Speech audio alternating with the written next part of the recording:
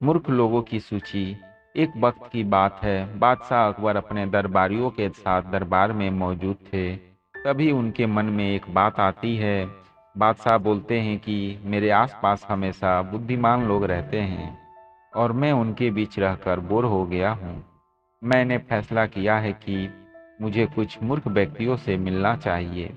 अकबर बीरबल से कहते हैं, तुमने हमेशा हमारी मदद अपने ज्ञान और चतुराई से की है।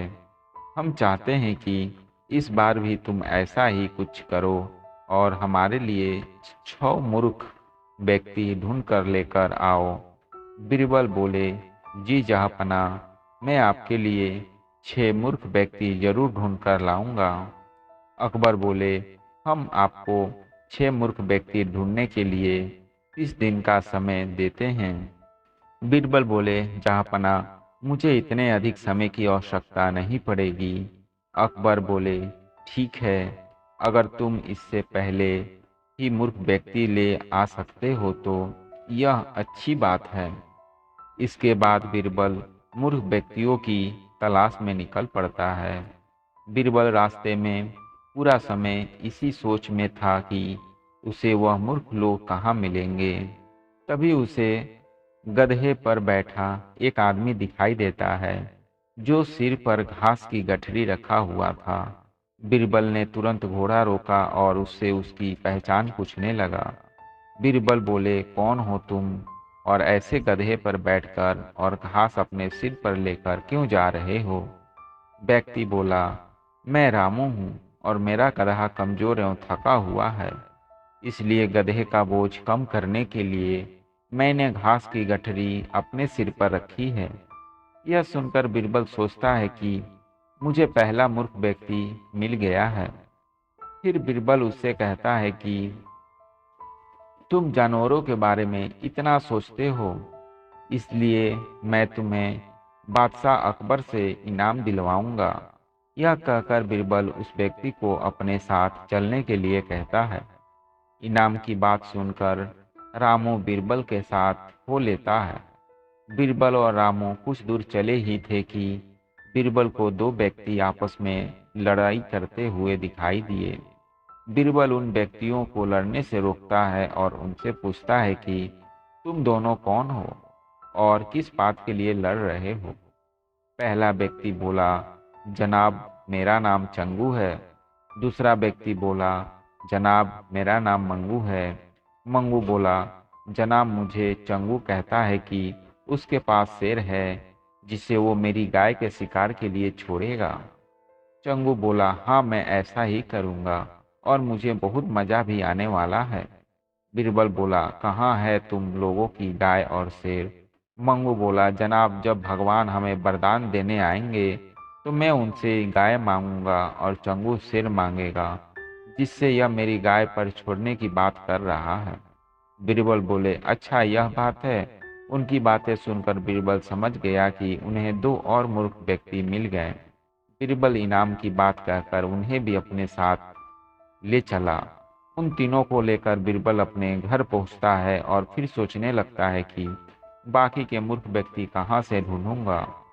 बीरबल उन तीनों मूर्खों को अपने घर में ही रहने के लिए कहकर बाहर चला जाता है। जब बीरबल और मूर्ख लोगों को ढूंढने के लिए बाहर आता है तो उसे एक व्यक्ति दिखाई देता है जो कुछ ढूंढता रहता है। बीरबल उससे पास जाकर पूछते हैं कि आप क्या ढूंढ रहे हैं?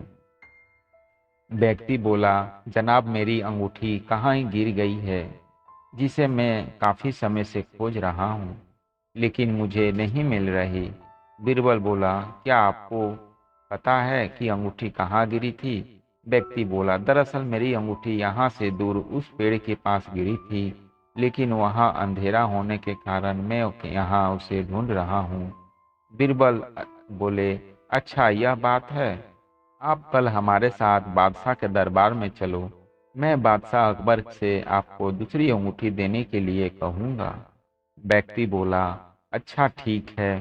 फिर खुश होकर अगले दिन सुबह बीरबल दरबार में उन चारों मूर्खों को लेकर पहुँचता है। बीरबल बोले, बादशाह अकबर, मैं आपके कहे अनुसार मूर्ख व्यक्तियों को ढूंढ कर ले आया हूँ। अकबर बोले, बीरबल तुमने तो एक ही दिन में मूर्ख व्यक्ति ढूंढ लिया। क्या हमारे राज्य में मूर्खों की संख्या अधिक है? और तुम यकीन के साथ कैसे कह सकते हो कि ये व्यक्ति मूर्ख हैं? बीरबल ने बादशाह को सारी बात बताई। फिर अकबर कहते हैं कि ये तो केवल 4 ही लोग हैं, बाकी के 2 मूर्ख कहाँ हैं? बीरबल बोले, जहाँपनाह यहाँ पर 6 मूर्ख व्यक्ति हैं। अकबर बोले, यहाँ कहाँ हैं और कौन है? हमें भी बताओ बीरबल। जहाँपनाह, एक तो मैं स्वयं हूँ। अकबर, तुम मूर्ख कैसे हुए? बीरबल, मैं इसलिए मूर्ख हूँ क्योंकि मैं इन मूर्खों को खोज कर लाया। अकबर बोले। फिर अकबर हंसने लगता है और कहता है कि मैं समझ गया कि दूसरा मूर्ख कौन है, पर मैं तुमसे सुनना चाहता हूँ। बीरबल बोले, दूसरा आप हैं जहाँपनाह, जो आपने मुझे मूर्ख व्यक्तियों को लाने के लिए कहा। बीरबल की बातें सुनकर अकबर उसकी प्रशंसा करने लगते हैं और कहते हैं कि बीरबल के पास हर सवाल का जवाब होता है। दोस्तों, दिमाग और चतुराई से हर मुश्किल काम आसान हो सकता है, लेकिन ऐसे कामों में अपनी कीमती कीमती समय व्यर्थ नहीं करना चाहिए जिसका कोई मतलब ना हो। दोस्तों, ऐसी ही कहानी सुनने के लिए इस चैनल को सब्सक्राइब करें ताकि जब भी कोई कहानी आए तो आप तक पहले पहुँचे। धन्यवाद दोस्तों।